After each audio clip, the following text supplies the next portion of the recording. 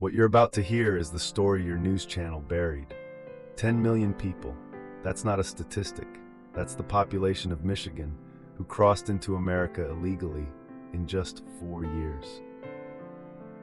Tonight, we name the names, we lay out the facts, and we tell you what really happened. I'm America First Daily, and this is the full story. The numbers don't lie. In fiscal year 2023 alone, United States Customs and Border Protection recorded 2.4 million encounters at the southern border, the highest single-year total ever recorded in American history. But that number only tells part of the story. The Department of Homeland Security itself admitted to over 1.8 million known gotaways, migrants who crossed illegally and deliberately evaded apprehension. People the government knows about but can't find. Add it all up. Under the Biden administration, from January 2021 to January 2025, CBP logged over 10.7 million border encounters. That is more than the combined populations of Los Angeles, Chicago, and Houston. These aren't abstractions. These are real people. And every single one of them crossed America's border illegally, while your government told you it was under control. It wasn't under control.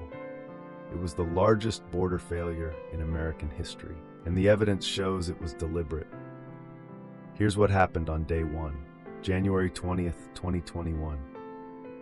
Within hours of taking office, President Biden signed a series of executive orders that effectively dismantled the strongest border security apparatus America had ever built.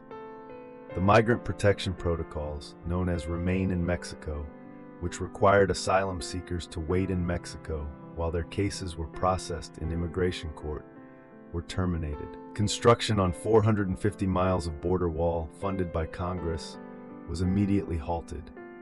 Equipment rusted in the Texas desert, contracts were canceled, gaps in the border barrier were left open. The safe third country agreements with Guatemala, Honduras, and El Salvador, which required migrants to seek asylum in those nations first, were canceled overnight. Former Border Patrol Chief Rodney Scott, who was pushed out of his position after Biden took office, testified before Congress. We went from the most secure border in my lifetime to the least secure border in my lifetime in just a matter of months. Those are the words of America's top border enforcement officer, pushed out for telling the truth. Now let's talk about what this actually means for American families. In 2023, the Drug Enforcement Administration reported that fentanyl, manufactured almost entirely in China and trafficked across America's southern border by Mexican cartels, killed over 74,000 Americans. That is more Americans than died in the entire Vietnam War in one single year. And yet, the border remained open. The financial cost is staggering. A 2023 analysis estimated that illegal immigration costs American taxpayers over $150 billion per year in education, healthcare, housing, and law enforcement. Cities that proudly declared themselves sanctuary cities found themselves overwhelmed. New York City Mayor Eric Adams, a Democrat, admitted his city was being destroyed by the migrant surge. He begged the federal government for help that never came. The human cost is impossible to ignore. Investigative reporting documented hundreds of cases. Violent crimes committed by individuals who had entered the country illegally and had prior criminal records in their home countries. People who should never have been here. But somehow, they were. And the American people were told not to worry about it. Here's where it gets darker. While all of this was happening, the Biden administration and its allies in the mainstream media worked systematically to downplay, deny, and conceal the scope of the crisis. DHS Secretary Alejandro Mayorkas testified before Congress, under oath, that the border is not open. He said this in 2022, as CBP was processing over 2 million encounters per year.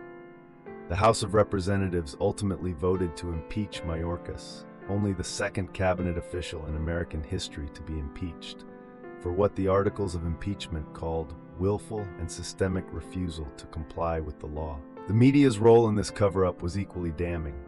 A study found that in 2023 and 2024, the three major broadcast networks, ABC, CBS, and NBC, devoted a combined total of less than 30 minutes of evening news coverage to the border crisis. 30 minutes for an entire year.